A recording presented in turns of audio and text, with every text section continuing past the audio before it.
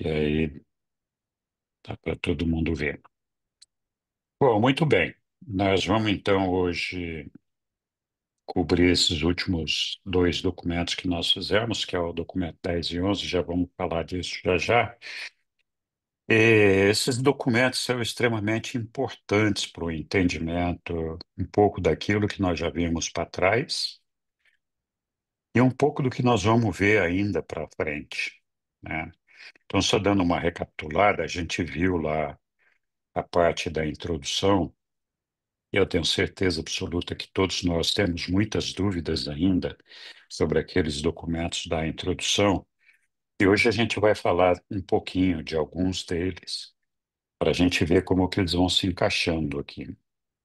E depois disso, nós iniciamos o estudo, que é realmente o início do estudo do livro de Urante, pelo nosso Pai Universal, que é a primeira fonte centro e, portanto, o ser mais elevado, se é que a gente pode falar isso, de toda a nossa criação, nosso universo dos universos.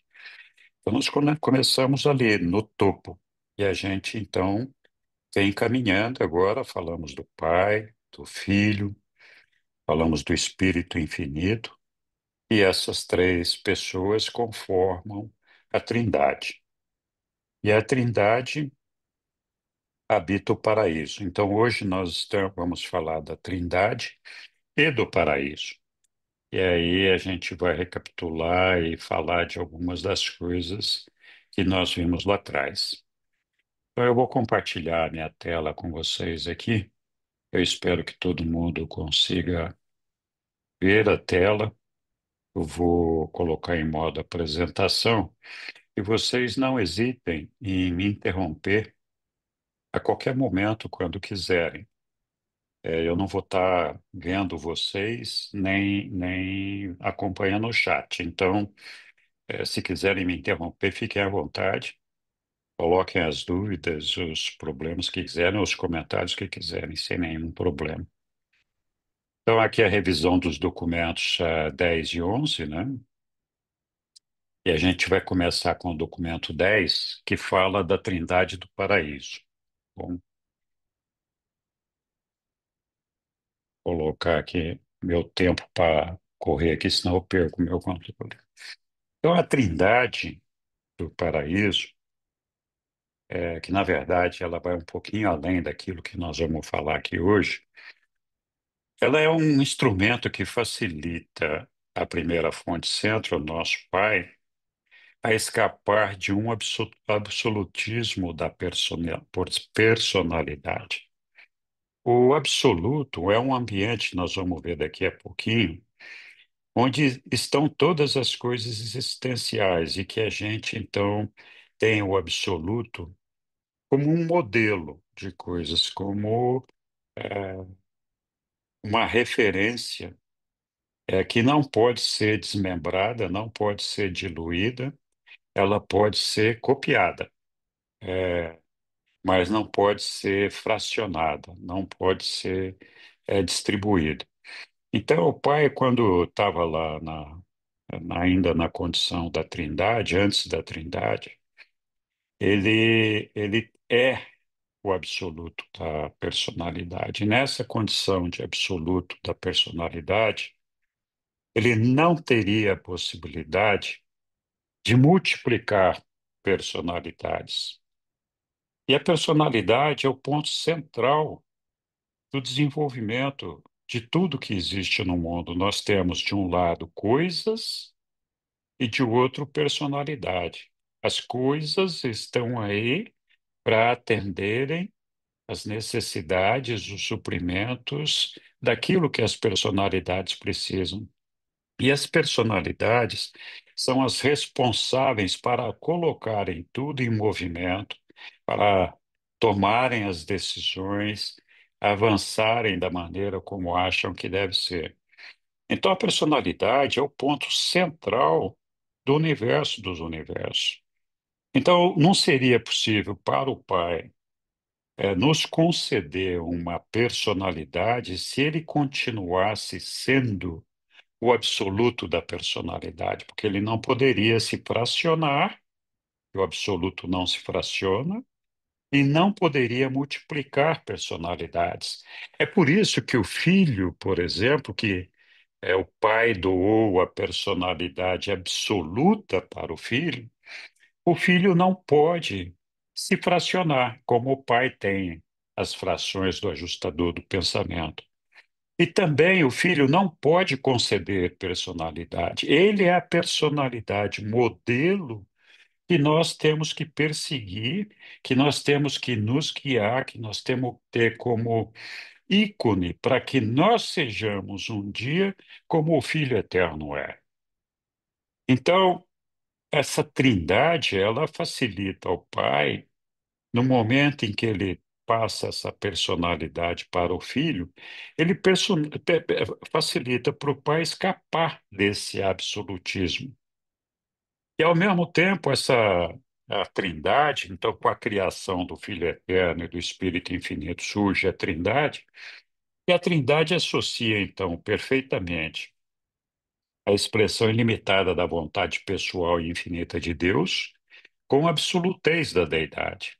Então, assim, nós vamos estudar que infinito, infinitude não é a mesma coisa que absoluto.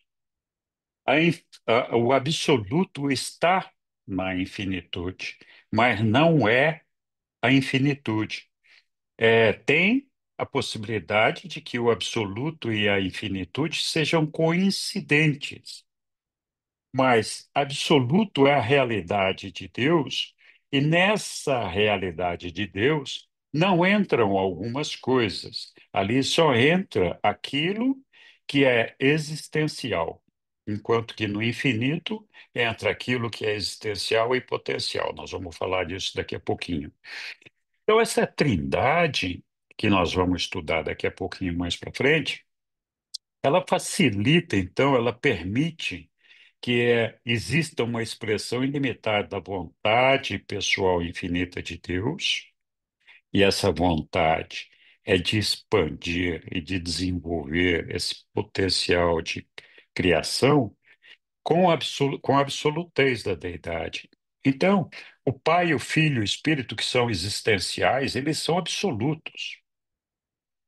Eles não podem se expandir, eles não vão crescer, mas por meio deles existe uma trindade, que é a associação deles, que além de ser existencial como eles mesmos são, é também potencial, porque essa trindade, que faz parte do absoluto das deidades, é a que tem a condução desse projeto de perfeccionamento que vai preencher aquele potencial da deidade. Então, assim, o existencial, Deus, Pai e Filho, estão presentes na realidade absoluta. O potencial não faz parte da realidade absoluta, faz parte da infinitude. E a infinitude é Deus, mas não é o absoluto. Ok, nós vamos falar bastante disso hoje. Os vários filhos de origem divina efetivamente proporcionam ao Pai a liberação das limitações inerentes à primazia que o Pai tem de a qualquer momento recuperar para si, retomar para si todas as suas funções que ele delegou, se subdividiu, e também, inclusive, permitem que o Pai transfira, ele concentre em si só a perfeição e transfira a possibilidade da imperfeição para outras, personalidades. Transfira, ele retém para ele a imutabilidade e transfira a mutabilidade para outros, e assim vai. Então, lá na introdução, quando nós estudamos o nível absoluto, lá diz que não tem começo nem fim, que é fora do tempo e do espaço. Então, esse aqui é um documento da introdução, que é o documento 0113, e eu vou depois disponibilizar isso aqui para vocês. Está fora do tempo e do espaço. Então, por exemplo, o paraíso, o tempo e o espaço não existem. Dessa forma, o status tempo-espacial do paraíso é absoluto. isso aqui não é a mesma coisa que o status dimensional, que tem diz respeito à dimensão, ao tamanho, então diz respeito ao tempo espacial. As deidades do paraíso alcançam esse nível, as deidades do paraíso alcançam esse nível absoluto, existencialmente, aquilo que eu falei, o Pai, o Filho e o Espírito são absolutos e eles têm essa condição de uma forma existencial por meio da Trindade. Mas o terceiro nível de expressão unificadora da deidade não está plenamente unificado. Por quê? Porque ele não está completo. Está faltando uma parte. E essa parte que está faltando é a parte potencial, que a gente vê experiencialmente. Eu vou projetar aqui uma lembrança de tudo isso. Então, infinitude, para simplificar, nós podemos dizer que é o existencial, é a somatória do existencial mais o potencial. O potencial, em outras palavras, é aquilo que está em perfeccionamento, no tempo e no espaço. É por isso que o tempo e o espaço, o finito e o absoluto, estão separados do absoluto, porque eles fazem parte do potencial, não do existencial. Ali no absoluto só existe o que é existencial, perfeito, fora do tempo e fora do espaço. Então, quando a gente volta lá para o eu sou, né?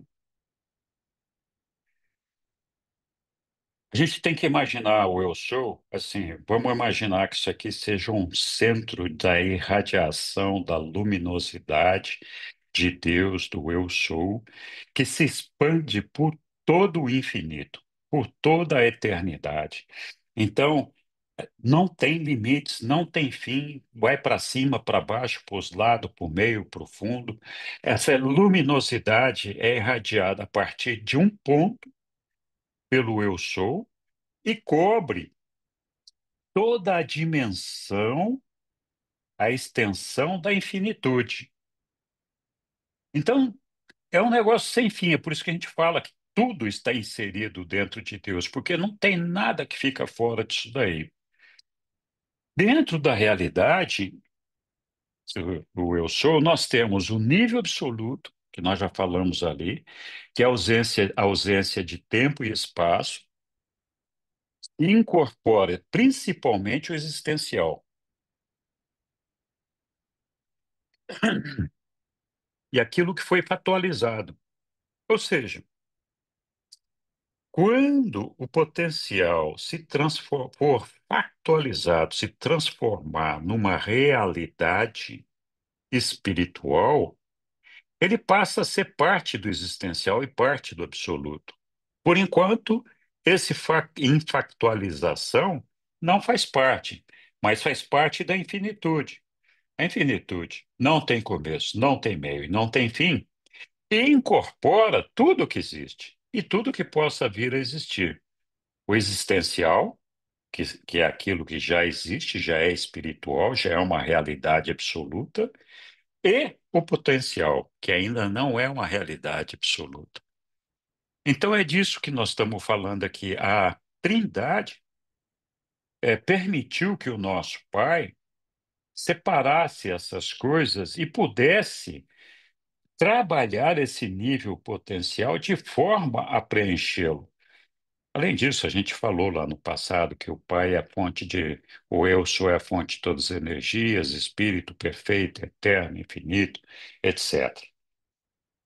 Então, recapitulado o Eu sou aqui, o que que aconteceu para a gente entender onde é que está o absoluto e o finito dentro da nossa realidade aqui, a infinitude e o absoluto?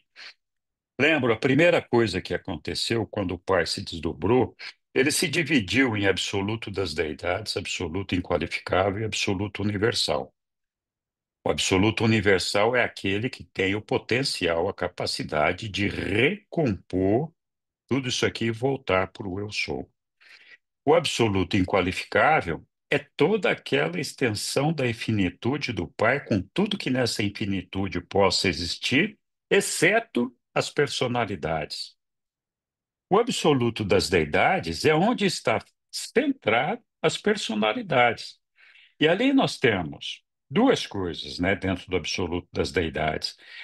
Aquilo que é existencial, que é a trindade do paraíso, Pai, Filho e Espírito, e aquilo que é potencial, que é o experiencial, que está sendo desenvolvido, que é o Supremo, Deus o Supremo, que é o Deus da experiência no ambiente finito, e Deus o Último, que é o Deus da experiência no ambiente absoluto, que vai transcender o tempo.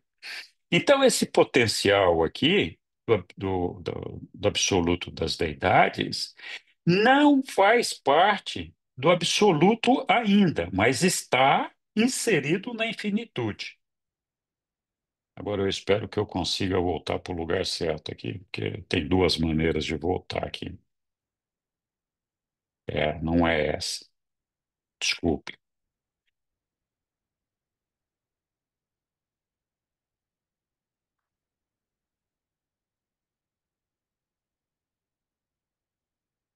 Olha, nossa, vou colocar de novo aqui. Nós estamos lá no 2. Isso. Então, pronto. Então, eu vou ter que refazer isso daqui, porque senão depois o resto não vai dar certo. Tá, tá, tá, tá. E tá. Então, voltamos. Tudo bem. Então, vimos ali a diferença do existencial com o experiencial. O existencial é o que está entrando no nível de realidade absoluta, e a infinitude compreende essa realidade absoluta e tudo aquilo que é potencial. Dentro do potencial está inserido a realidade finita, que é onde nós estamos agora, e a realidade absoluta, que nós vamos chegar em algum momento. Então, essa trindade do paraíso permitiu que o nosso Pai escapasse dessa absolutez e infinitude. De que maneira? Nós vamos ver isso daqui para frente. Então, pela técnica da trinitarização, outro dia perguntaram sobre isso, e tem vários documentos que falam de uma técnica de trinitarização, é, que falam de vários seres que são trinitarizados pela Trindade do Paraíso. Mas essa mesma técnica se aplica à Trindade do Paraíso.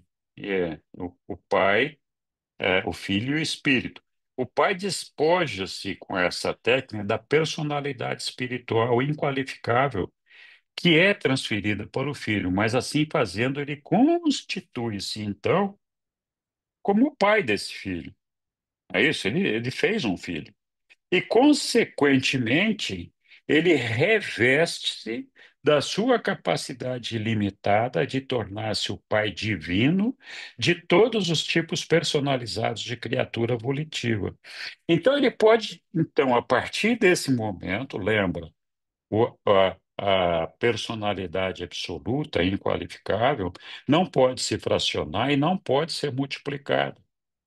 Ao fazer esse desmembramento, essa autodoação de si mesmo para o filho, o pai então se livra dessa personalidade absoluta, maneira de dizer, porque o filho continua sendo um com ele, e ele então se torna o pai de todas as personalidades.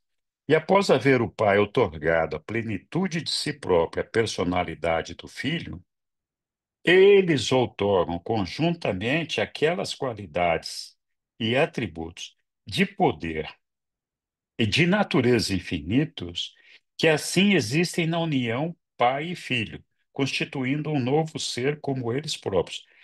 E essa personalidade conjunta, o Espírito Infinito, completa a personalização existencial da deidade. Por quê? Quando o Pai transferiu essa absolutez para o Filho, algumas coisas da infinitude ficaram fora disso daí, como, por exemplo, a capacidade da personalidade infinita. Lembra? A personalidade absoluta não pode se desdobrar, não pode se fracionar, não pode se multiplicar. Mas a personalidade infinita, que é a personalidade que o Pai conquistou, inclui não só o absoluto, mas também o potencial. Por quê? O Pai, por exemplo, nos dá personalidade. Então, como nós estamos parte do ambiente finito e do absoluto, o Deus último, nós vamos passar por lá também. O fato da gente, do Pai chegar até nós, concedendo essa personalidade para nós no ambiente finito, faz com que ele vá além do ambiente absoluto, da realidade absoluta, que incorpora todas essas personalidades potenciais de existência que não fazem parte do absoluto. O que faz parte do absoluto é a personalidade do Filho Eterno. O dia que essas personalidades que agora estão no finito alcançarem a perfeição e então puderem transmutar o tempo e o espaço e sair desse ambiente finito, elas sairão dessa condição e entrarão no ambiente absoluto, o que significa que esse absoluto, que com relação às personalidades é um pouco menor do que o infinito, do que a infinitude, porque ela incorpora o potencial e o absoluto não, significa que então essa potencialidade toda, como ficou dividida de um lado o Pai, de um lado o Filho, e ter essa parte da infinitude e essa parte do absoluto, criou uma tensão aí. Então, eles tiveram que fazer, esse é só um exemplo dessa situação, eles tiveram que arranjar um elemento que unificasse essa tensão. E esse elemento que unifica essa tensão, que reconstrói, porque o Pai com relação à personalidade, deixou de ser a personalidade absoluta, mas tem a personalidade infinita. O filho ficou só com a personalidade absoluta e precisava alguém que pudesse ter o potencial da personalidade absoluta e da infinita. E esse ser é o filho, é o espírito infinito que foi criado, então, pelo pai e pelo filho, para que isso fosse possível. Então, essa personalidade conjunta completa a personalização existencial da personalidade. A primeira fonte centro é a personalidade Pai infinita. O Filho eterno é o absoluto da personalidade inqualificável, que é a revelação e a natureza pessoal de Deus. E a personalidade conjunta do Espírito infinito é a personalidade conjunta e é a consequência da união eterna entre o Pai e o Filho. Ao fazer o Espírito Infinito, como o Espírito Infinito é conjunto com o Filho Eterno e conjunto com o Pai, o Filho Espírito tem acesso a essa personalidade absoluta e acesso à personalidade infinita. Ele unifica as duas. Ok. Podem me parar quando quiserem, né? Então, a personalização da deidade. A personalidade da primeira fonte centro é personalidade da infinitude, que eu acabei de falar agora, menos a personalidade absoluta do filho. Também acabei agora. A finitude, neste caso da personalidade, vai além da realidade absoluta. Então, o absoluto faz parte do infinito, né? É, onde é que eu estava? Aqui. Faz parte do. Caramba! Faz parte do.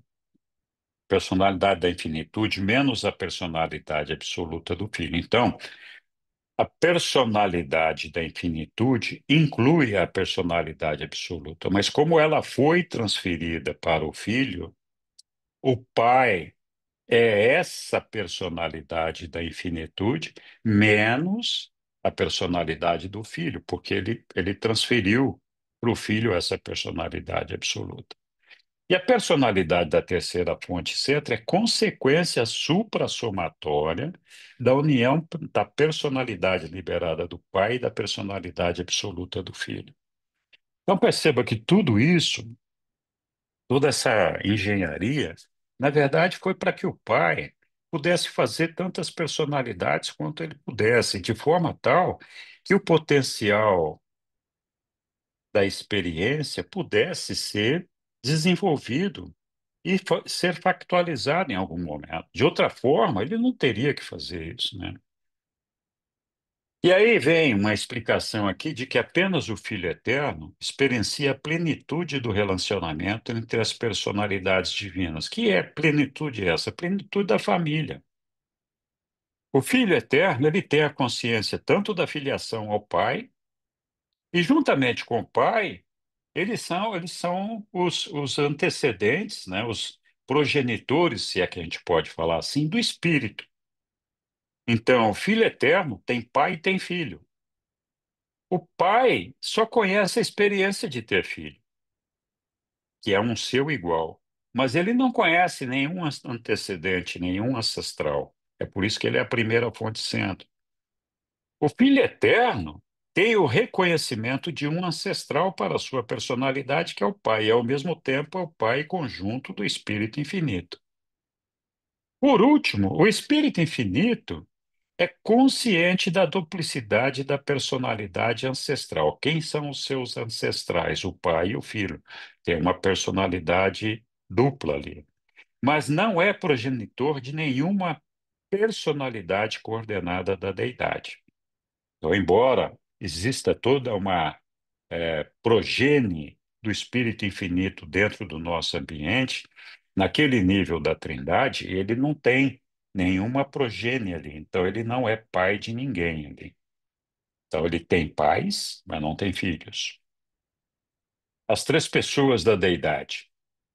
Não obstante exista apenas uma deidade, então, a gente, quando começa a falar de deidade, sempre existe assim esse negócio de, puxa vida, como é que a gente pode ter mais de uma deidade, né? Na verdade, existe apenas uma deidade. O que existe são três personalizações positivas e divinas da deidade, que é o Pai, o Filho e o Espírito. Todos eles são deidades, mas que juntamente fazem a Trindade do Paraíso, que é a deidade unificada, que é uma só. Os filhos divinos são realmente a palavra de Deus, mas os filhos do Espírito são verdadeiramente o ato de Deus. Nós vamos ver mais daqui a pouco sobre isso. Deus fala por intermédio do Filho, e com o Filho atua por intermédio do Espírito Infinito. Nós já falamos que o Espírito Infinito é o Deus da ação. Então, é ele que coloca em prática, é ele que faz acontecer tudo aquilo que é da criação conjunta do Pai e do Filho. Então, é ele que executa, é o Deus da ação. O Pai, o Filho e o Espírito são iguais em natureza e coordenados no ser. Todavia, há diferenças inequívocas nas suas atuações no universo, quando eles estão atuando separadamente. Cada pessoa da deidade é aparentemente limitada em absolutez. Por exemplo, o pai, né, sem um filho, não poderia ser considerado pai universal. A paternidade não é real sem filiação. Além disso, para ser absoluto em um sentido pleno, o pai deveria ter existido em algum momento eternamente distante. Entretanto, ele nunca teve tal existência solitária. O Filho e o Espírito são ambos coeternos com o Pai. A primeira fonte centro tem sempre sido e para sempre será o Pai eterno do Filho original e com o Filho o progenitor do Espírito infinito. Então, por que que cada pessoa da deidade aparentemente é limitada em absolutez? O Pai não é personalidade absoluta, ele é personalidade infinita, que inclui a absolutez no Filho. O Filho é quem tem a personalidade absoluta. Assim como a mente absoluta foi centrada no Espírito infinito. Então, a mente absoluta está no Espírito infinito e o Pai tem a mente da infinitude, que é a mente do infinitude, a mente total, menos a mente absoluta, que é do Espírito infinito. Então, nenhum dos três, isoladamente, tem todos os elementos da absolutez. Eles precisam um do outro para recompor a sua realidade absoluta. Mas é justamente essa situação de que eles não possam ter a totalidade da mente, da absolutez, isoladamente, que permite que eles possam atuar aqui enquanto personalidades separadas. Atuar aqui no ambiente finito e infinito. Por exemplo, o pai, que não é mais a personalidade absoluta, ele é o pai de todas as personalidades, porque ele nos dá as personalidades que somos nós e outras personalidades que estão por aí, que não estão ainda no ambiente absoluto, porque nós não fazemos parte da realidade absoluta, nós somos da realidade finita, mas faz parte da realidade infinita. E essa realidade infinita o pai tem. Do outro lado, o filho não pode alcançar as personalidades no ambiente finito enquanto eles não sejam espírito. Veja que interessante, o filho, ele tem uma dificuldade de comunicação conosco enquanto a gente não é espírito, porque ele é o absoluto da personalidade e o absoluto espiritual. Como absoluto espiritual, ele só pode alcançar aquilo que é espiritual, aquilo que é espírito. Então, no momento em que nós, personalidades, nos fusionarmos com o nosso ajustador do pensamento, a gente passa a ser um espírito. E aí, portanto, entramos no domínio também do filho. Então, essas limitações é que permitem, essas limitações de absolutez é que permitem que essas deidades possam trabalhar neste ambiente onde nós estamos nos desenvolvendo. Um pouquinho de água. A primeira fonte, sem um filho, não poderia ser considerado um pai universal, nós já falamos disso, né? Mas vamos falar das três pessoas da deidade, ainda continuando aqui. O pai se despojou de todas as manifestações diretas de absolutez. A única coisa que ele não se desfez foi da paternidade absoluta, então ele é o pai de todo mundo, e da condição absoluta da volição, ou seja, o livre-arbítrio, a, a, o processo volitivo absoluto está centrado no pai. Ao otorgar a absolutez de personalidade ao Filho Eterno, torna-se para sempre impossível para ele atuar a sós. Nós acabamos de falar disso, como um absoluto da personalidade. Então, no nível da realidade absoluta, ele precisa do Filho Eterno para quando ele tem que atuar na realidade absoluta como personalidade. E com a personalização final do agente conjunto, advém a interdependência trinitária crítica das três personalidades, ou seja, um depende do outro no que diz respeito à totalidade de funcionamento da deidade no absoluto. Então, eles precisam ser trindade para recompor a condição total da absolutez deles. De outra forma, isoladamente, eles não conseguem isso. A primeira fonte centro atua fora de Avona, então estamos falando fora do universo perfeito e fora do paraíso, nos universos fenomênicos, que são o universo finito e o absonito, da seguinte forma. Então, o pai atua como criador, não ele mesmo, mas por intermédio dos filhos criadores, que são os seus netos. Os filhos criadores são filhos dele e do Filho Eterno. Lembram? Por que que ele atua dessa forma? Porque o filho criador, ele constrói um universo local imperfeito, que vai ajudar esse universo local a evoluir para a perfeição. O pai não pode criar nada imperfeito. Então ele dá uma condição de criador para um filho seu que possa fazer isso, porque ele, pai, só faz coisas perfeitas, ele não faz coisas imperfeitas.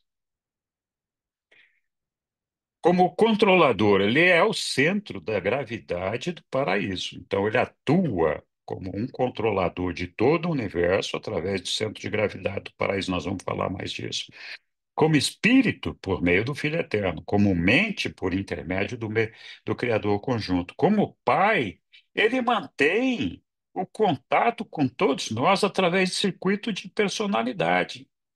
E como pessoa, ele atua com todos nós através do fragmento dos ajustadores do pensamento. E só foi possível acontecer porque ele se livrou da personalidade absoluta, porque de outra forma ele não poderia se fragmentar. E como deidade total, então a somatória de tudo, ele funciona apenas na Trindade do Paraíso. Continuando aqui, as três pessoas, falamos do Pai, agora vamos falar do Filho Eterno. O Filho Eterno funciona como um com o Pai em todos os aspectos espirituais, exceto na outorga dos fragmentos de Deus. Isso é uma função exclusiva do Pai, ele não tem como participar disso. E em outras atividades pré-pessoais. O Filho não está estreitamente identificado com as atividades intelectuais das criaturas materiais. Por quê? Porque isso está centrado no Espírito infinito, nem com as atividades da energia dos universos materiais. Por quê? Porque nos universos materiais, as energias do universo material estão centradas na Ilha do Paraíso e não nele. Enquanto absoluto, o Filho atua como uma pessoa, apenas no domínio do universo espiritual.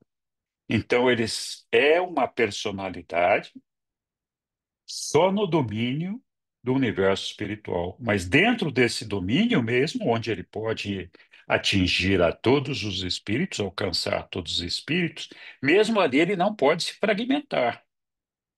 Então, ele é o coletivo de todas essas personalidades espirituais quando a gente pensa do ponto de vista espiritual.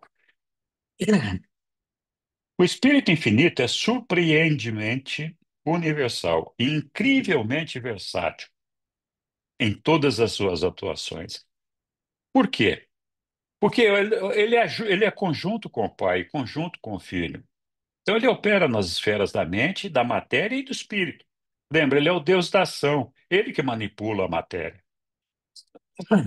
Ele é o absoluto da mente. Ele é que distribui a mente.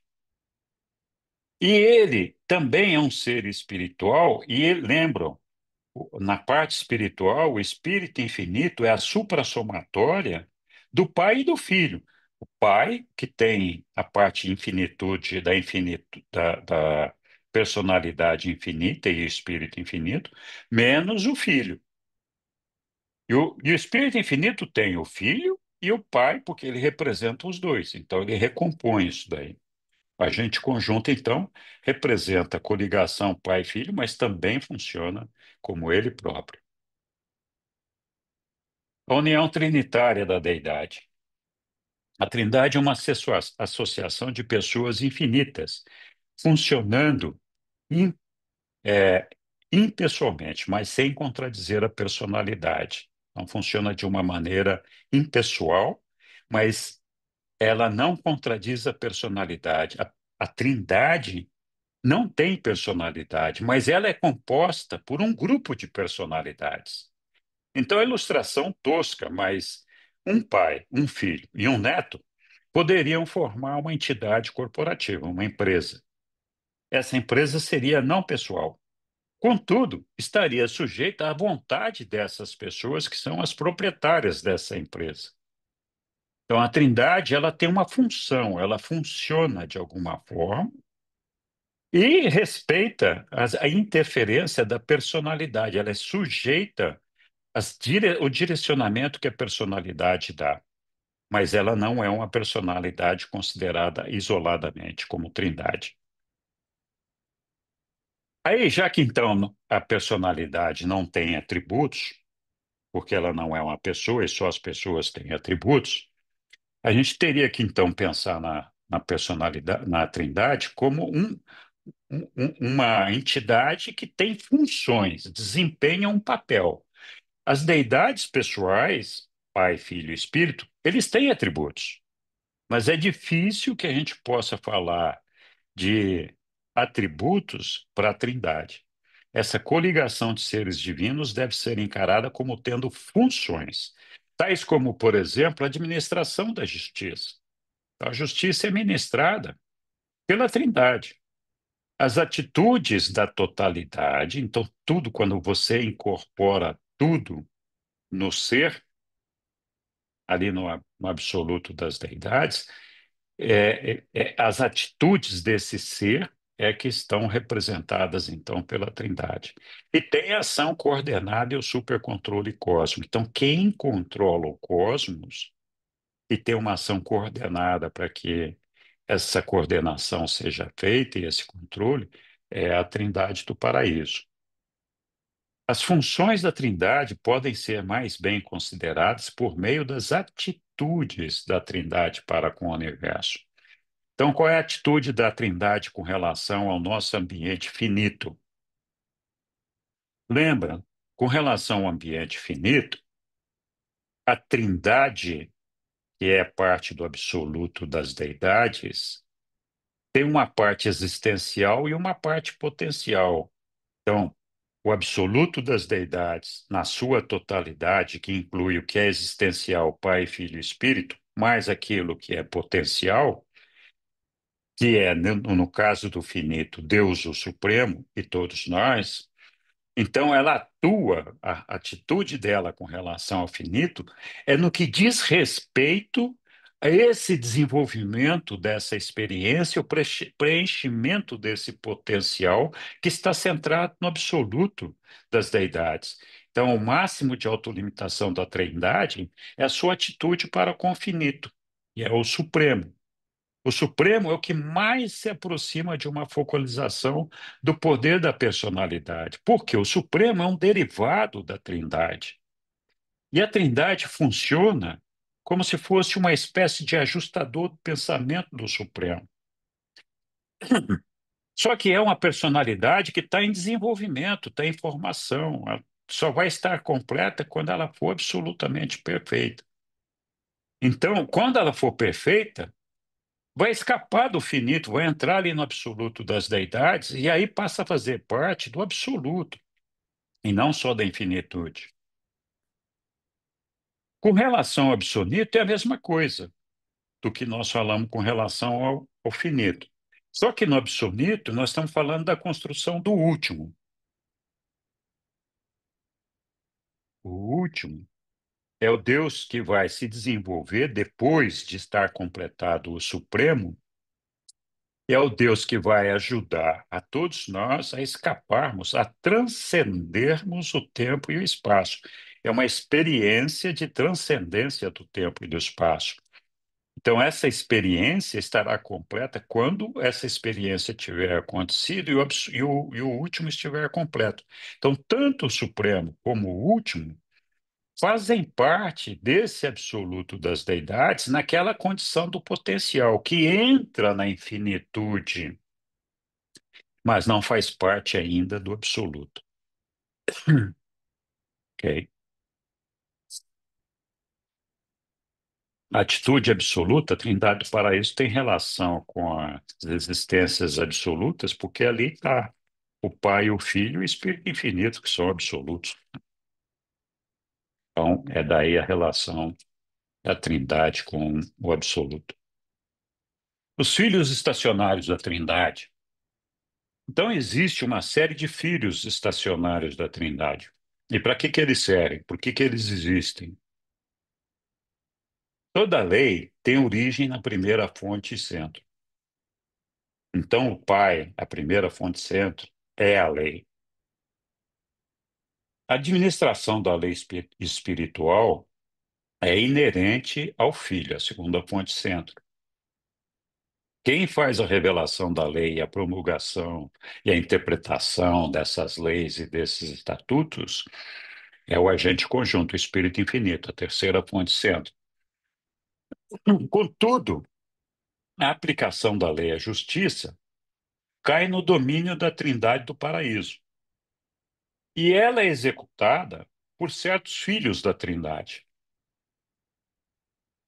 Para numa bala aqui, mas tá difícil. Fala muito, a garganta fica secando. A justiça é inerente à soberania universal da Trindade do Paraíso. Mas a bondade, a misericórdia e a verdade são ministrações universais das personalidades que compõem a Trindade. Então, A justiça vem da Trindade. Mas o que tempera essa justiça, que é a bondade, a misericórdia e a verdade, vem através do Pai, do Filho e do Espírito. A justiça é a atitude da Trindade composta dessas personalidades de amor, misericórdia e administração.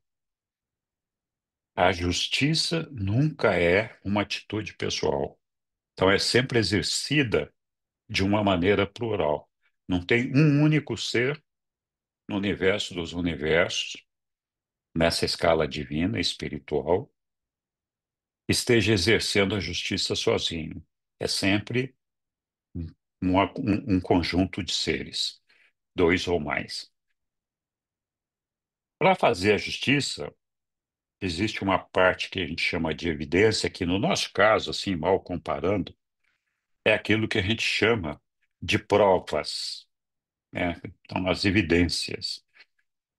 E a evidência é a base da equidade, é a justiça em harmonia com a misericórdia. Ou seja, o que pode ser considerado uma coisa que é uma falta, uma prova de que a gente tenha feito alguma coisa errada, dependendo da pessoa para quem isso está sendo colocado, não é uma evidência, não é uma prova. Por quê? Porque a lei foi ajustada por meio da misericórdia. E a misericórdia diz o seguinte: olha, você só pode aplicar a lei na sua totalidade, na sua plenitude, se a personalidade que está sendo objeto desse julgamento tiver condições de saber o que que ela está fazendo. Então, se uma pessoa erra por ignorância, ela não pode ser julgada pela ignorância. Mas se ela erra sabendo que está errando, então ela vai ser julgada porque ela sabia disso.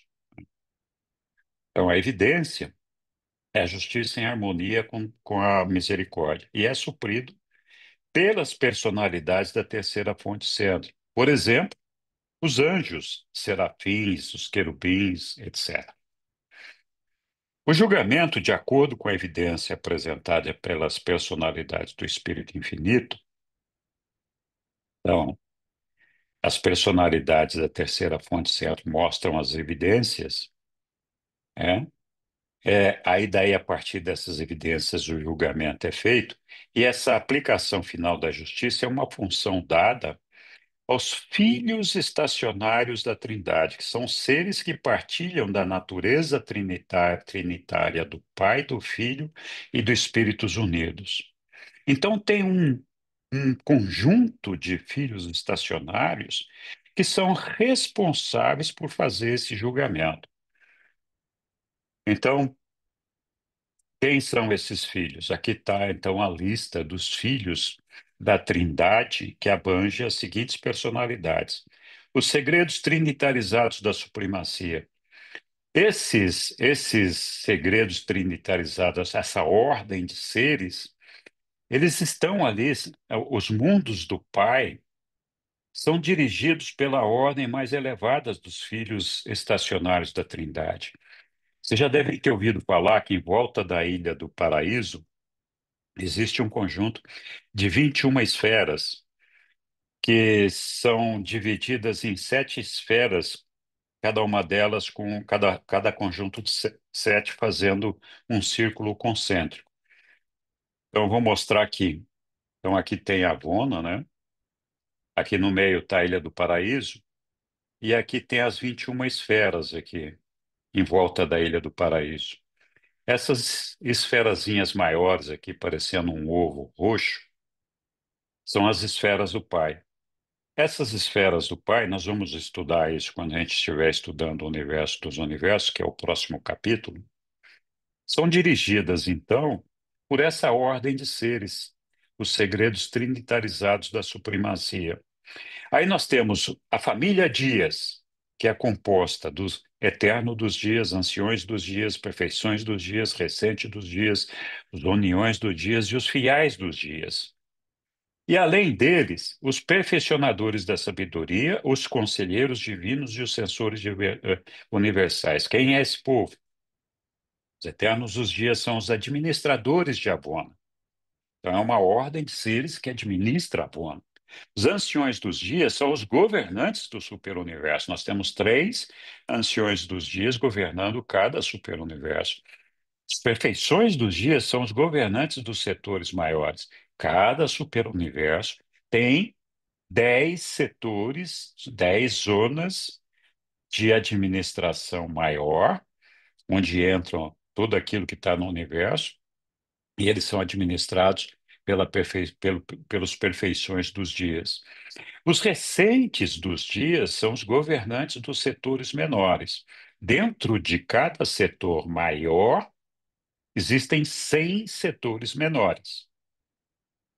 Então, dentro de cada setor menor, nós temos ali o recente dos dias, os recentes dos dias governando aquele setor menor. Os uniões dos dias, todo mundo já viu falar de Emanuel,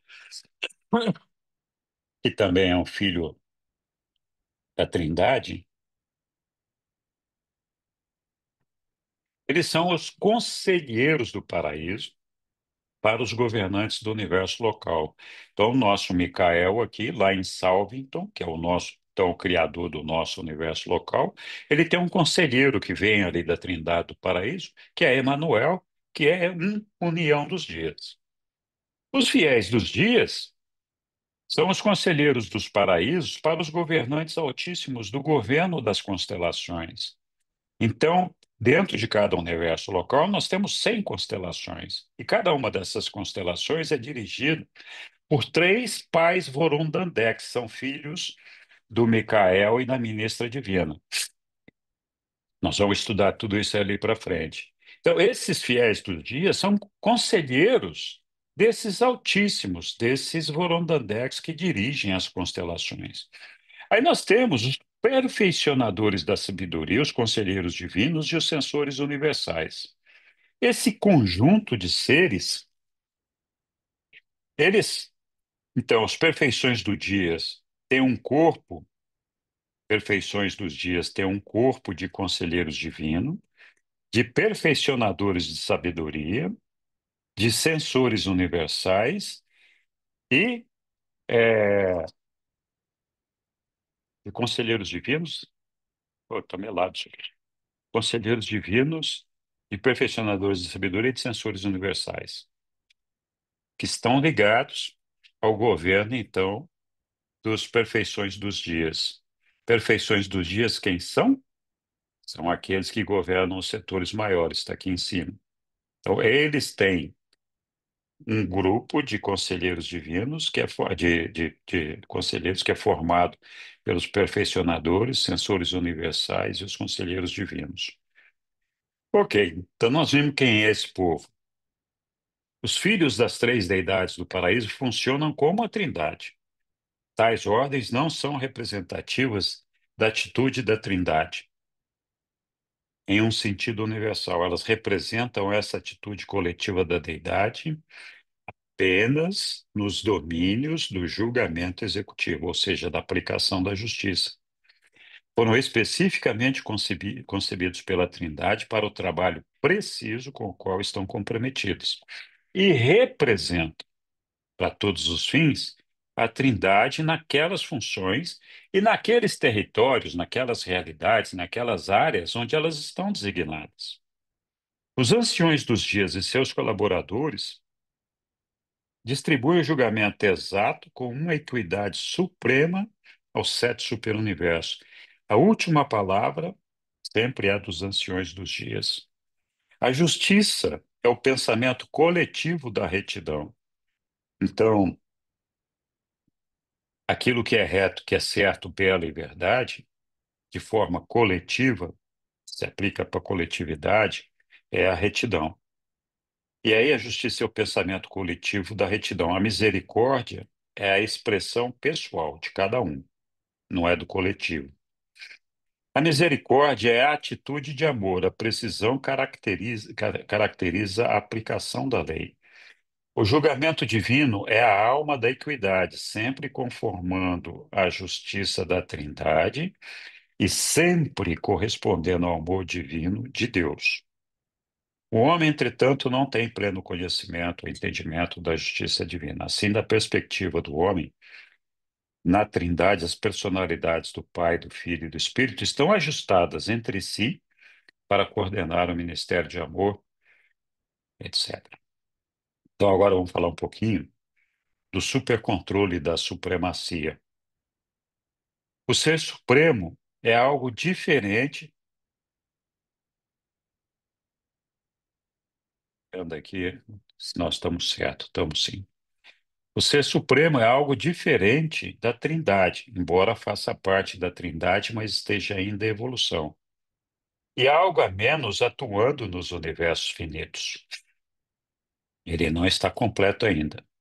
Mas dentro de certos limites e durante a era presente de personalização incompleta do poder, essa deidade evolucionária efetivamente parece refletir a atitude da Trindade da supremacia. Quem é a Trindade da supremacia? Então, é assim, o grande universo tem um domínio tríplice da deidade, da Trindade, da supremacia de Deus. Deus aqui é a Trindade do paraíso que eles estão se referindo, o cétuplo e o ser supremo. Então, a Trindade da supremacia seria isso: a Trindade em si, Pai, Filho e Espírito, o cétuplo e o ser supremo. O cétuplo é aquele Deus que vem, que inclui Pai, Filho, Espírito, anciões dos dias, etc. São as sete deidades que vêm desde o paraíso até chegar em nós, através do nosso Micael, que é um dos membros do ser cétuplo. Em outro momento, eles falam aqui que a Trindade do Paraíso, que está no documento 106, ali atrás está no documento da introdução, 08, a Trindade do Paraíso, a associação das três trindades do paraíso, o Pai, o Filho e o Espírito, é a Trindade do Paraíso. Deveria ser lembrado que a Trindade do Paraíso implica uma função tríplice, uma função absoluta, é a função existencial do Pai, do Filho e do Espírito, uma função transcendental, que é a Trindade da ultimidade, Deus o último, e uma função finita, que é a Trindade da supremacia. Então, essa Trindade da supremacia está inserida aqui nesse conjunto de atitudes ou de funções do absoluto das deidades, que inclui todas essas trindades. O Pai, o Filho e o Espírito não atuam pessoalmente no Ser Supremo. Contudo, eles juntos, formando a Trindade, é, eles colaboram com o Ser Supremo, até funcionam como se fosse um ajustador do pensamento do Ser Supremo. Entendemos que eles sustentam uma relação semelhante a essa do Supremo com o último. Conjecturamos sobre qual pode ser a relação pessoal entre as deidades do paraíso e Deus, o Supremo, quando ele houver evoluído finalmente. Mas, de fato, não sabemos.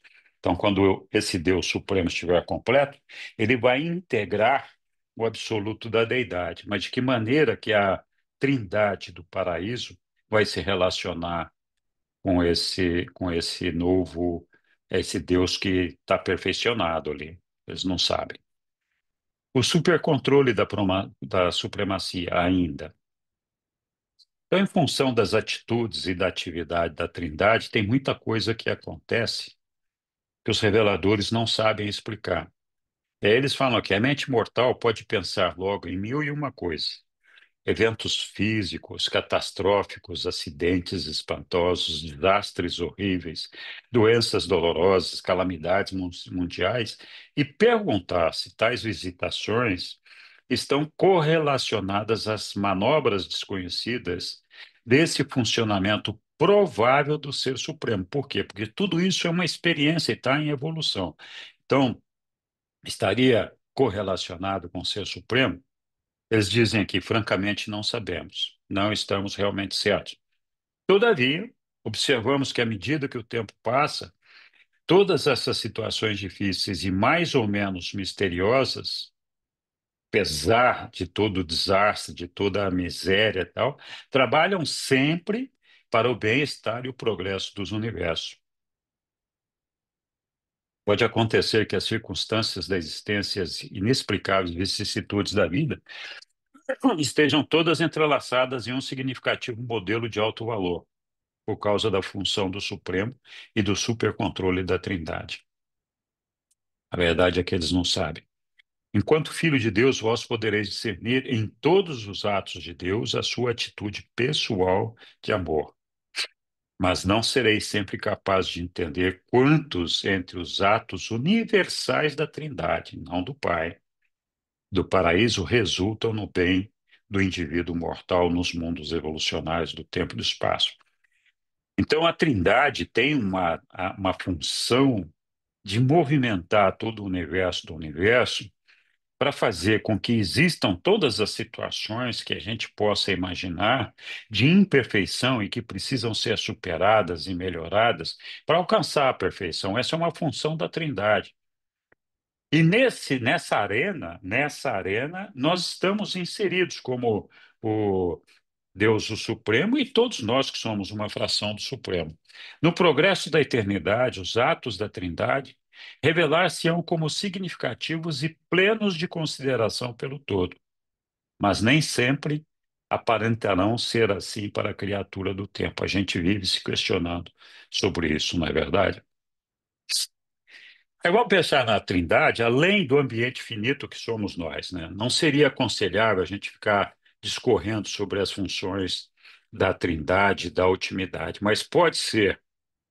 Então, além do finito, é o que vem o ambiente absoluto, né? Ele acabou de falar do finito ali, que era o supremo, agora vai falar depois do finito, que é o absoluto.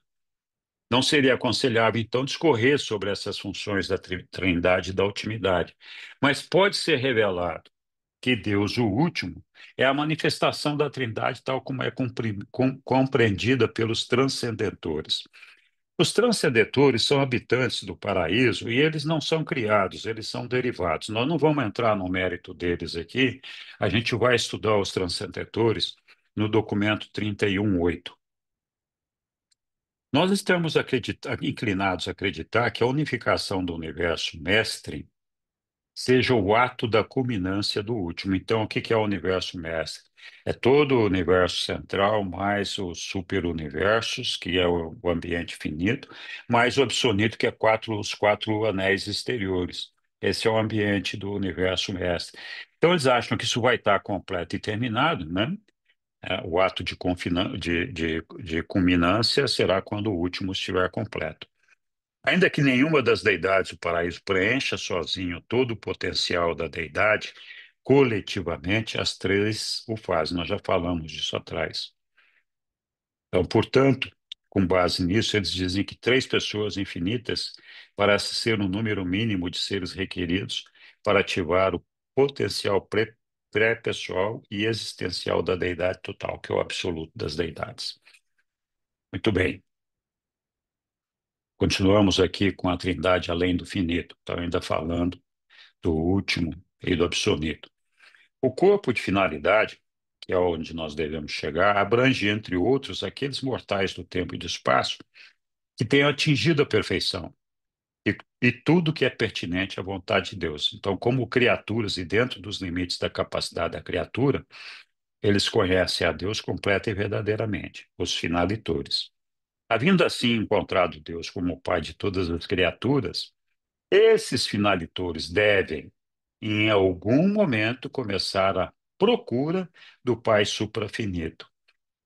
Essa busca envolve a compreensão da natureza absoluta, do caráter dos atributos últimos do Pai do Paraíso. Então, vai envolver aqui, assim como nós vamos descobrir Deus o Supremo quando a gente alcançar a perfeição, quando a gente conseguir transcender o tempo, nós vamos então alcançar Deus o último.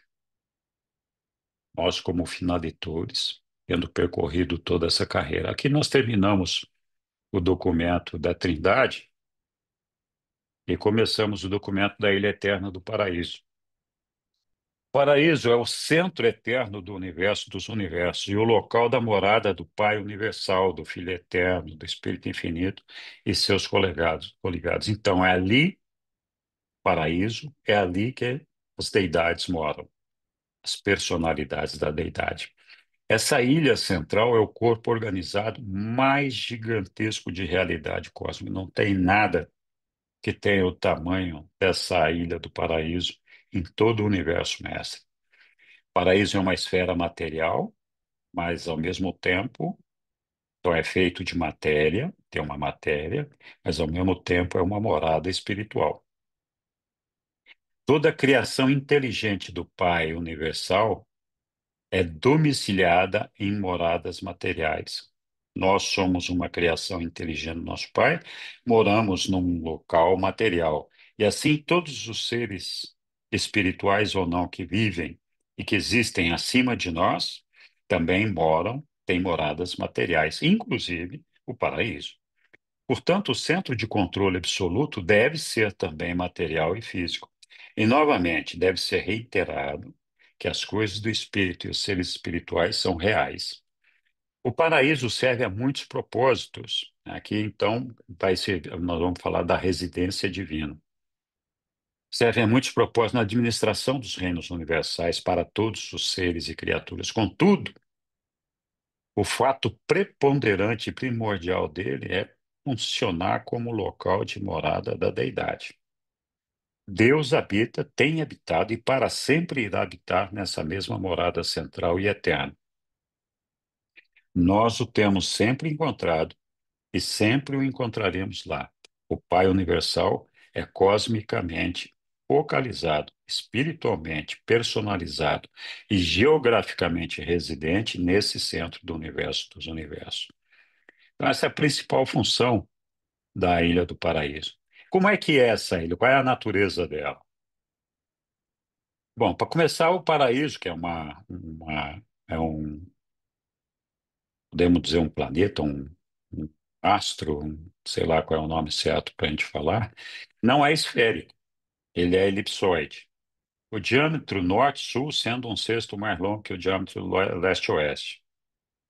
A ilha central é essencialmente achatada. Eu coloquei aqui um exemplo de como poderia ser isso.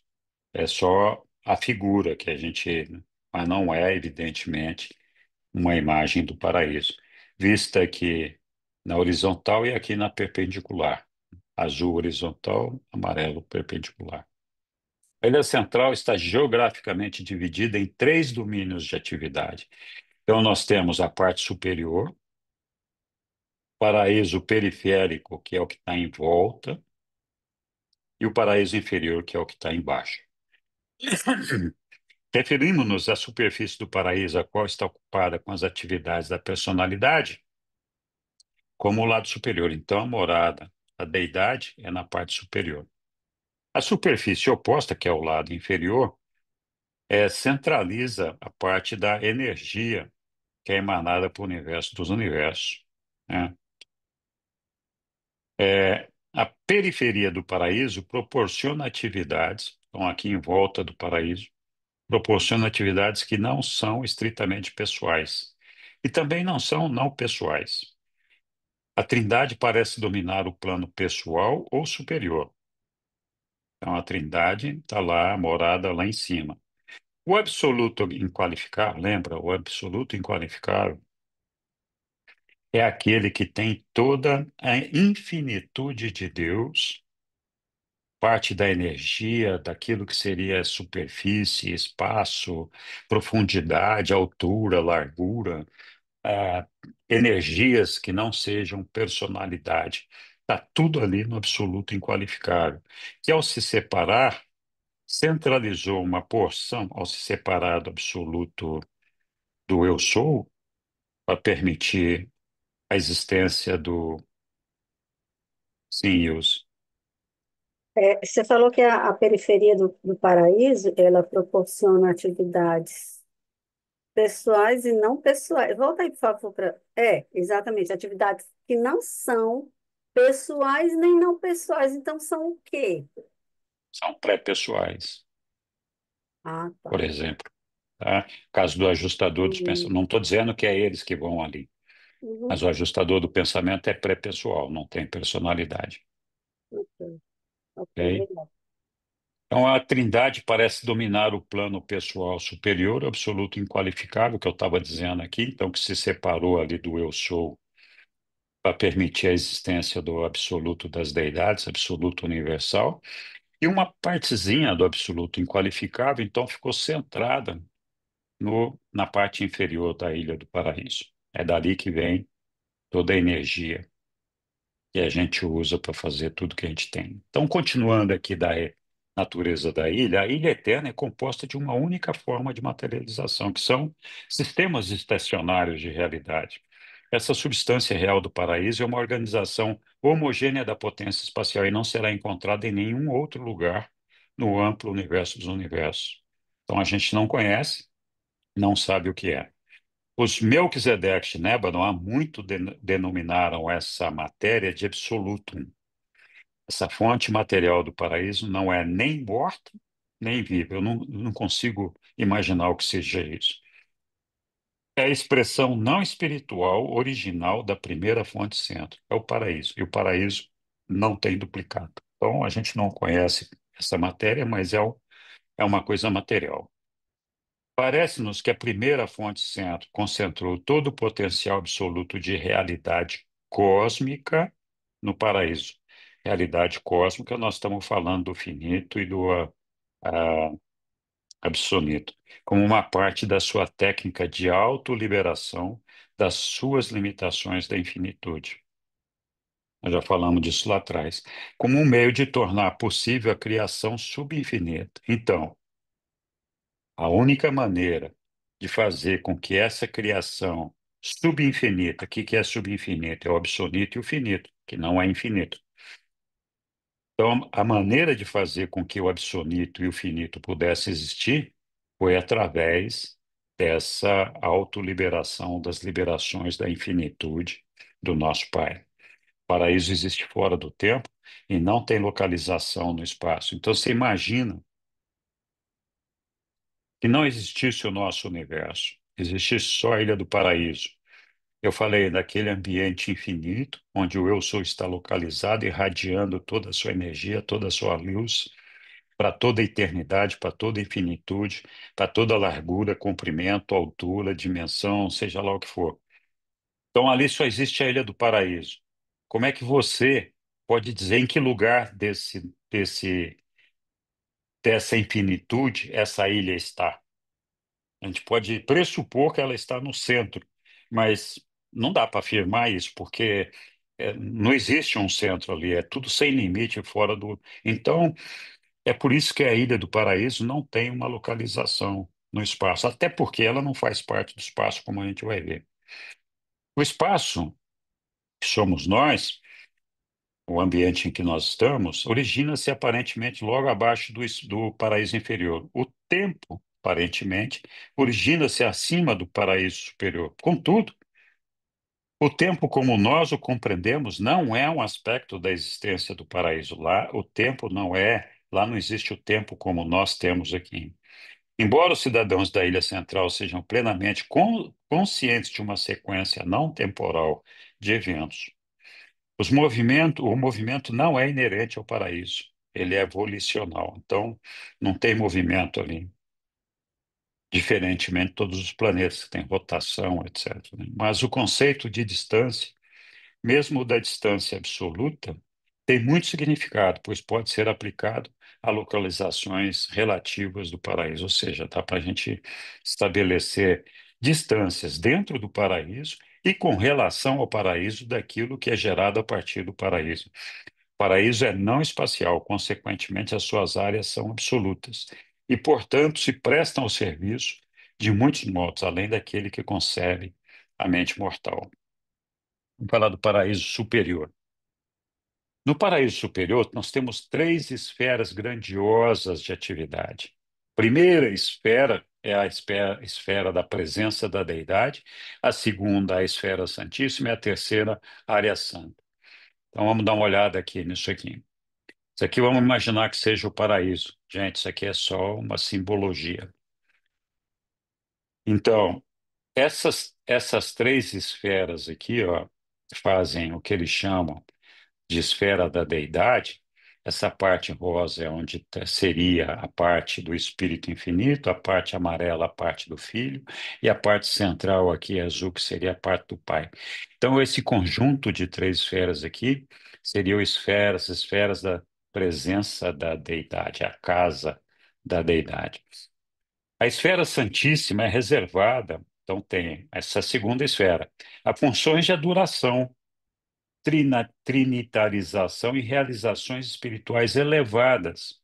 Ali não existem estruturas materiais nem criações puramente intelectuais nessas zonas, pois elas não poderiam existir ali. Onde é que está essa esfera santíssima? A esfera santíssima é esse círculo branco aqui que, que circunda essa parte do círculo das deidades. Ok.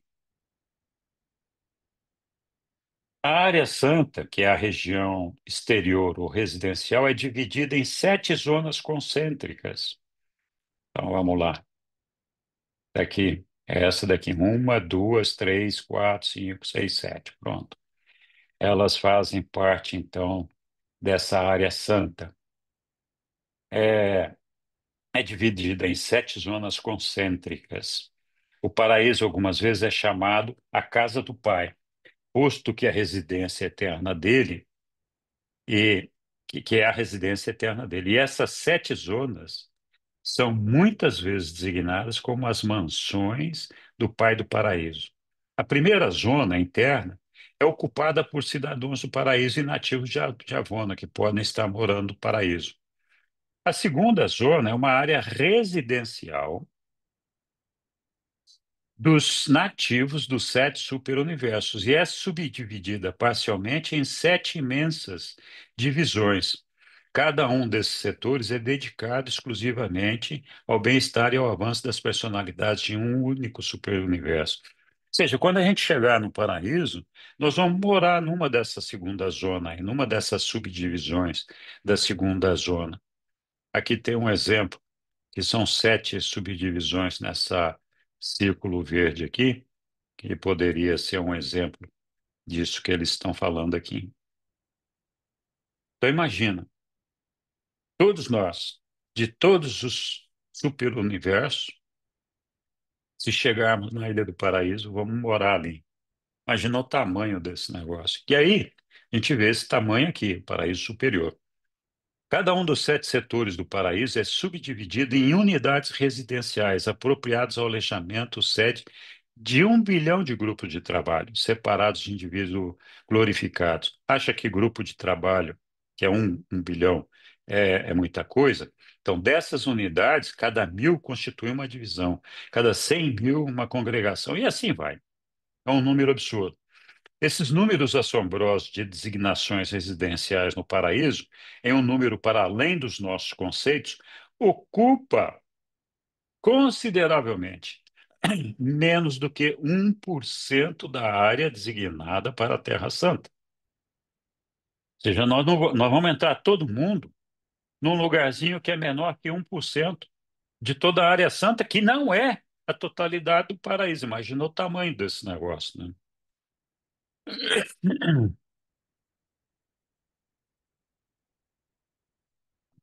Paraíso periférico. Ok. A superfície da periferia é ocupada pelos campos de embarque e desembarque de vários grupos de personalidades espirituais. Então, todo mundo que chega no paraíso chega ali pela periferia. Todo o transporte das personalidades destinadas ao paraíso aterriza nessas regiões. Os supernafins só podem chegar ali até essas regiões. Eles não podem, por exemplo, entrar para dentro da área do paraíso. Eu não sei por quê, mas tem essa limitação. Os 7 espíritos mestres, quem são os 7 espíritos mestres? É a primeira progenie do espírito infinito.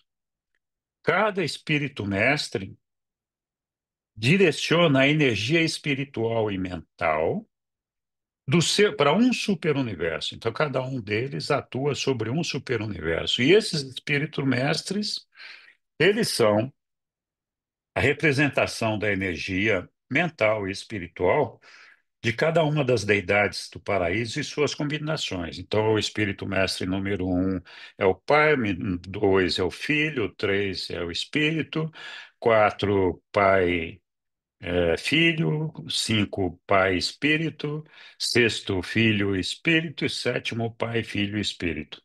Então, eles emanam essa energia mental e espiritual a partir dessas fontes nas sete esferas do espírito. Essas sete esferas do espírito, nós vimos a do Pai aqui, né, em volta do paraíso. Essas amarelinhas aqui que estão aqui são sete, que são as áreas mais externas do dessas 21 esferas, são as esferas do paraíso.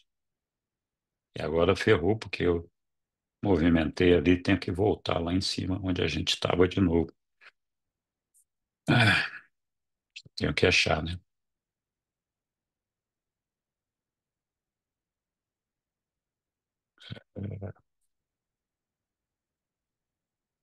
Paraíso superior.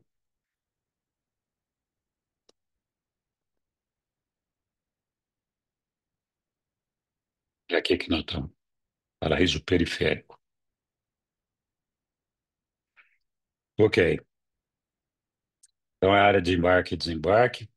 Sete espíritos médicos que nós falamos, eles estão lá nas sete esferas do espírito, giram ao redor do paraíso e eles mantêm sedes centrais de focalização e força, então eles moram nas esferas, mas o centro de energia e força deles está na periferia do paraíso.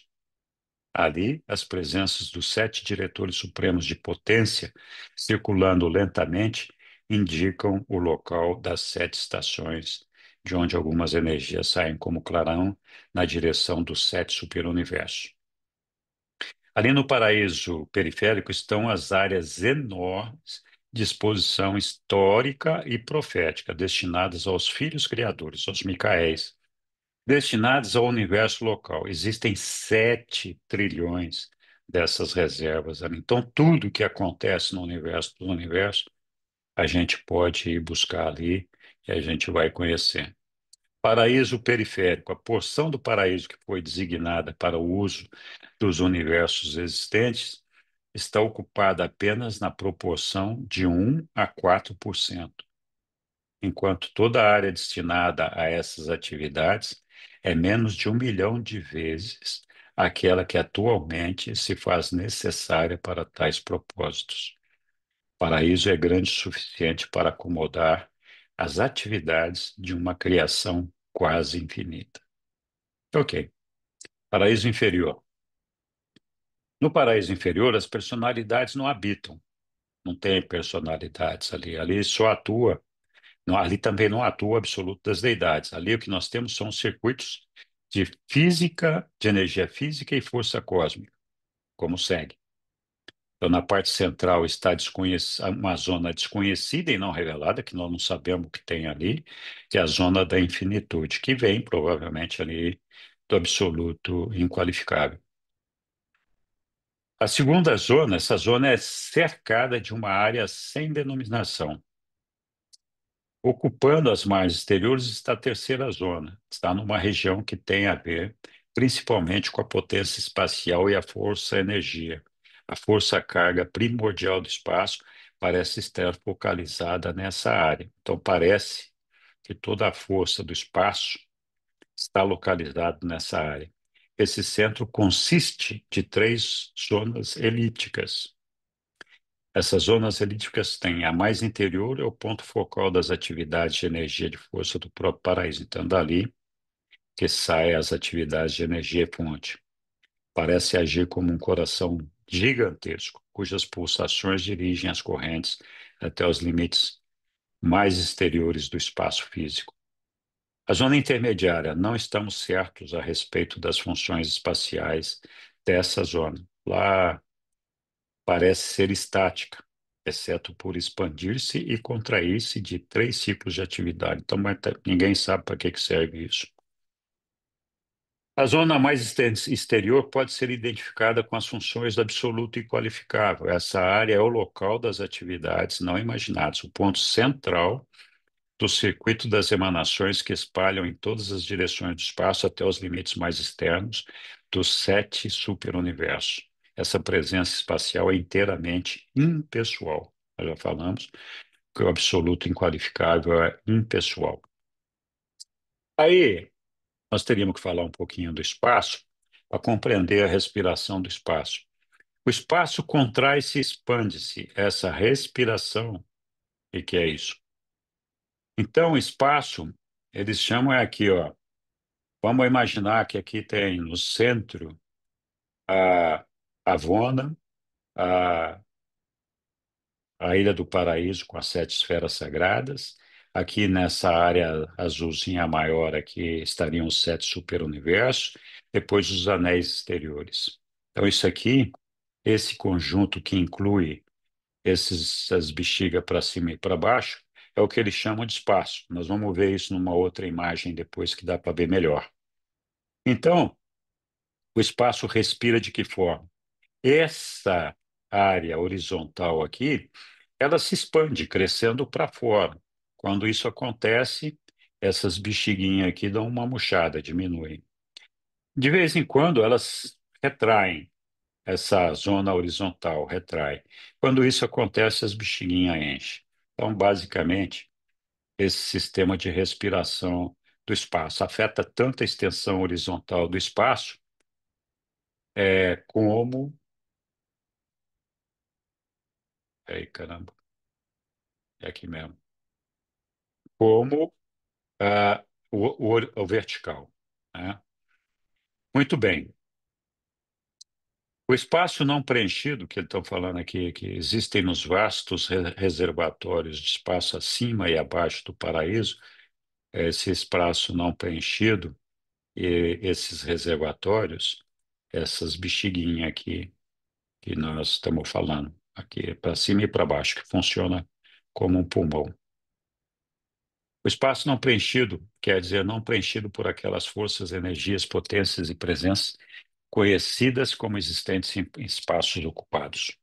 O ciclo de respiração do espaço dura em cada fase, a fase de expansão 1 bilhão de anos e a fase de contração outro bilhão de anos. Então são 2 bilhões de anos para expandir completamente e voltar ao tamanho original. Ô, Henrique, por favor, Sim, de que sim. forma a respiração do espaço ele nos afeta? Ou afeta os seres, ou os planetas, ou o sistema? Como é que funciona isso? Bom, funciona assim. É por isso que, por exemplo, fica difícil da gente estabelecer um tempo padrão em todo o universo. Porque à medida que o espaço se estende ou se contrai, a relação de distância entre os planetas, ela muda.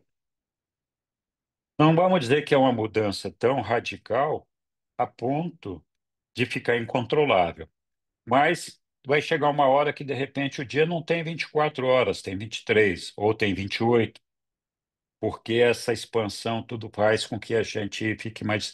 E isso também provoca as mudanças climáticas, então acaba afetando. Fora que a gente tem o próprio sistema evolutivo de cada um dos planetas que também alteram essas condições climáticas. Mas afeta a nossa vida principalmente com relação a essa movimentação dos planetas que faz com que se altere toda a relação de distância entre esses planetas. São coisas, do ponto de vista de infinito, uma coisa infinitesimal, mas suficiente para provocar mudanças, né? Ok, continuamos aqui. Então, as funções espaciais do paraíso. Então, continuando. O espaço não existe em nenhuma das superfícies do paraíso. Então, ali não tem espaço. A gente confunde espaço com superfície, ou com gaveta, ou com armário, ou com caixa, sei lá o que é. Mas não é. O espaço é o lugar onde os criadores fizeram tudo isso que existe do universo, excluída a parte do absoluto. Então, não existe nenhuma superfície para cima do paraíso. O espaço não existe lá. Mas a superfície é um espaço, dá para medir a distância, né? Então, se a gente pensar no espaço como uma superfície, então teria um espaço lá. Mas não é o espaço a que se refere os reveladores aqui. A seção de um corte vertical no espaço total assemelhar-se-ia ligeiramente a uma cruz de malta. Então, se a gente fizesse um corte vertical do espaço, a gente teria uma imagem parecida com essa imagem de cruz de malta. E qual que é a imagem que a gente vê quando a gente faz isso, se a gente colocar o nosso espaço ali? É essa daqui. Então, essa área rosa que a gente está vendo aqui é a realidade absoluta. Essa bexiga aqui em cima, aqui embaixo, e essa câmara de pneu que está cortada no meio, com esses tubinhos aqui no meio, é o que ele chama de espaço. Então, nessa câmara cortada aqui, seccionada, tem aqui os quatro anéis exteriores, tem aqui os sete superuniversos e um tubinho menor aqui, que seria Avona. A ilha central do paraíso seria essa figurinha que está aqui no meio, da mesma cor do absoluto, né? A gente está vendo aqui uma manchinha aqui, seria essa a ilha do paraíso. E ela não está inserida, então, no espaço, embora todo espaço derive dela. Então, a gente tem, né, com um corte seccional, exatamente essa aparência de uma cruz de malta. Esse é o espaço, a gravidade do paraíso. O paraíso é o centro e o ponto focal da gravidade material absoluta completa, completada pelos corpos escuros de gravidade de Avon. Então, existe uma gravidade absoluta que é emanada ali do paraíso, e essa gravidade é complementada pelos corpos escuros que existem em torno de Avon. Então, aqui está Avon, aqui, né? Com a Ilha do Paraíso no meio, as 21 esferas sagradas, e esse cinturão que está aqui em volta funciona como um sistema de gravidade ali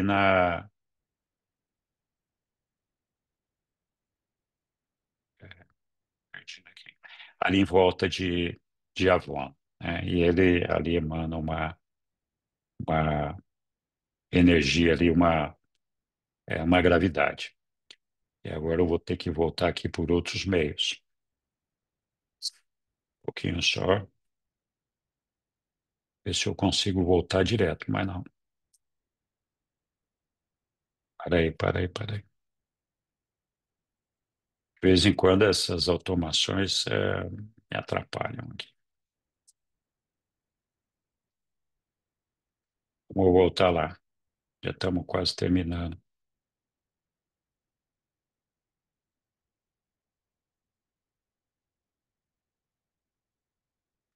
Respiração do espaço. Estamos aqui. Então, esse é o que nós estávamos vendo aqui, né? As funções espaciais do espaço. Temos a cruz de Malta. E aí partimos para a gravidade do paraíso. Falamos dos corpos escuros. Os reservatórios são aquelas bexigas que nós falamos ali, que funcionam como um pulmão de respiração do espaço, né? A gente até pode olhar de novo, se quiser. São esses aqui, espaço desocupado, reserva espacial. E aí voltamos aqui, deu certo. Gravidade sustenta efetivamente todos os mundos de todos os universos de todo o espaço. A gravidade local ou linear, aí vê que aí tem uma diferença entre essa gravidade e a gravidade material absoluta. Gravidade material absoluta é aquela que é emanada do paraíso e daquele cinturão de abono e que faz com que todo o universo inteirinho se mantenha equilibrado, equidistante e funcionando dentro dessa harmonia que está. A gravidade local linear é essa que nós temos, por exemplo, aqui no nosso planeta, que nos puxa para baixo, que faz com que a gente tenha que ficar com os pés no chão. Então, essa é a gravidade local linear, e é uma gravidade oriunda do próprio estágio elétrico da energia ou da matéria, e opera no universo central, no superuniverso, nos universos exteriores, em todas as áreas, cada uma das esferas, cada um dos planetas tem essa gravidade. As inúmeras formas de força cósmica, de energia física, de potência do universo, de várias materializações, eh, revelam três etapas gerais, se bem que perfeitamente delineadas de reações de gravidade do paraíso. Neemias apresentou isso aqui numa aula, eu copiei lá. Então, os estágios que nós estamos falando aqui é o estágio de pré-gravidade, que é a força, que seria essa segregata. A segregata, o que que é? Não tem gravidade, porque nós estamos representando isso aqui pela evaporação da água, né, que sobe em direção ao céu, não está livre da gravidade. É o estágio da segregata que eles chamam aqui. O estágio gravitacional é quando essa água, essa energia, caramba, essa energia que foi exalada aqui do laguinho, chega nas nuvens lá, forma as nuvens e condensa a nuvem. Tem dois aqui, uma energia pujante e uma energia de gravidade, mas as duas são partes de um mesmo sistema, e eles chamam de ultimata. Então, são os estágios gravitacionais, ficam gravitando ali acima, né? Os estágios pós-gravitacionais, então, quando despenca, né, e é atraído pela gravidade, potência do universo, são conhecidos como gravito. Então, é a chuva, por exemplo. A chuva é a gravita e tudo volta para o laguinho ali, que nós estamos dizendo que esse laguinho está representando aqui a energia absoluta de todo o universo. Então, isso é uma representação gráfica aqui, né? Neemias deu uma aula sobre esse assunto na introdução, naqueles vídeos que eu publiquei logo no início dos nossos estudos, que falam da parte de introdução, tem uma apresentação do Neemias sobre isso. A unicidade do paraíso. O paraíso é o centro geográfico da infinitude, né? Então é ali, falei lá que a gente não saberia onde está, mas eles definem aqui como sendo o seu centro geográfico. Não é uma parte da criação universal. É uma existência exclusiva e eterna. Quando o Pai Universal deu expressão à personalidade infinita do seu eu espiritual no ser do Filho Eterno, ele simultaneamente ele revelou o potencial da infinitude do seu eu não pessoal no paraíso. Então, o que que ele está dizendo aqui? Ele está dizendo que ele concentrou no paraíso a, a parte absoluta da infinitude e ficou fora a infinitude, que é a própria infinitude.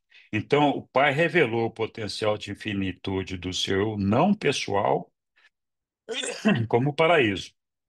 Assim, o Pai projetou a realidade em duas fases factuais, a pessoal e não pessoal. Fase pessoal no Filho, não pessoal na ilha. A espiritual e não espiritual. A tensão entre elas, em face da vontade do Pai e do Filho para a ação, então precisava de uma ação para construir tudo, para fazer a coisa andar, se movimentar, deu existência ao agente conjunto e ao universo, né, central dos mundos materiais de seres espirituais. O paraíso não é o ancestral de nenhum ser ou atividade vivente. Não é um criador, ok? A residência de Deus é central, eterna e gloriosa, e ideal. O paraíso é a sede universal de todas as atividades da personalidade e o centro-fonte de todas as manifestações de espaço, fonte e energia. O paraíso é o centro de toda a criação, a fonte de todas as energias e o local de origem primeira de todas as personalidades. Unicidade do paraíso.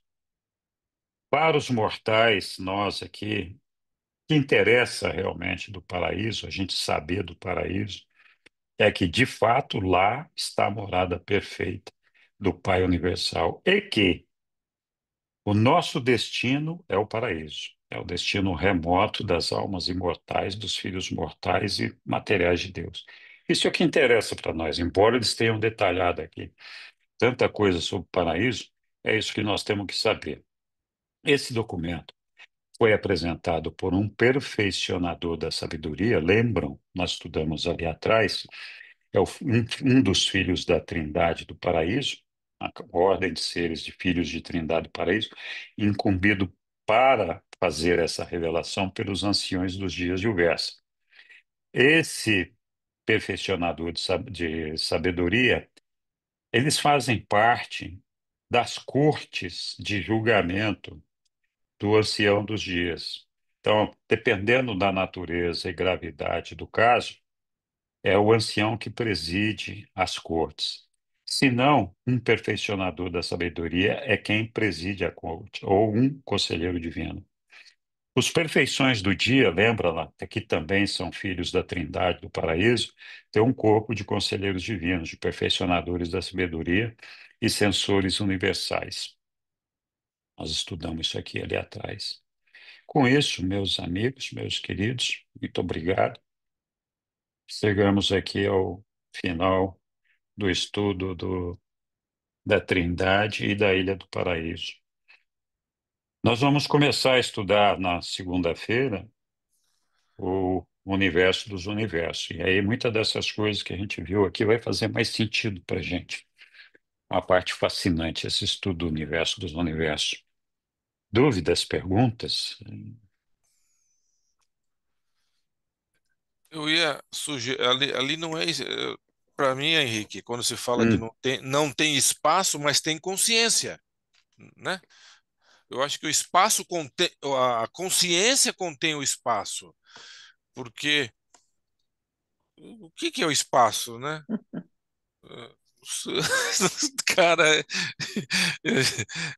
é um negócio muito assim, mexe com a mente da gente, é meio, não, né?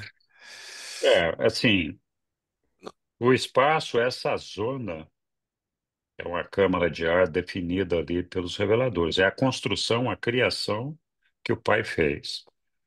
Não tem nada a ver com um processo mental ou um processo de consciência. É um lugar. É um De lugar, fato, é um lugar. de fato é um lugar. É. Tá bom?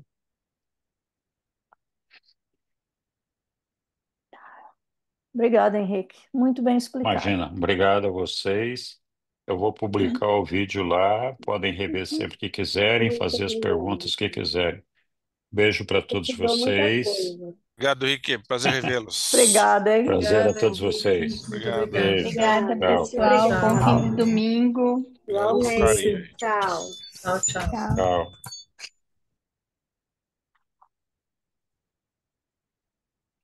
Cris, amanhã manda o seu livro. Obrigado. Tchau.